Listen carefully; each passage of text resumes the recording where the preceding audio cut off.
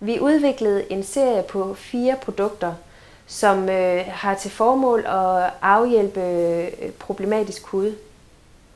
Jeg har selv født en søn, som havde voldsom allergi, og som mor der bliver man utrolig nervøs, når man kigger på sit lille barn og ser, at der er store plamager på albuer og ved knæer. Og jeg gik i gang med at finde ud af, hvad søren skal jeg gøre for de her ting til at gå væk. Det jeg gjorde, det var, at jeg gik ud og købte en del produkter og satte mig ind i, hvad skal der til for at få det her til at gå væk. Og jeg blev endnu mere bekymret, da jeg fandt ud af, at mange af de økologiske produkter faktisk er fyldt med stoffer, som ikke er særlig gode for en følsom barnehud. Derfor gik jeg i gang med selv at producere nogle produkter, som havde til det formål, at jeg vil gerne have, at de skulle være økologiske. De måtte ikke indeholde parabener, der kunne give problemer senere hen.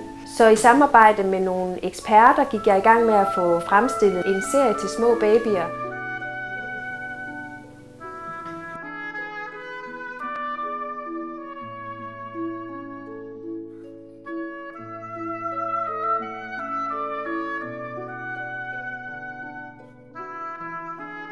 Som mor vil man jo gerne gøre det bedste for sine børn.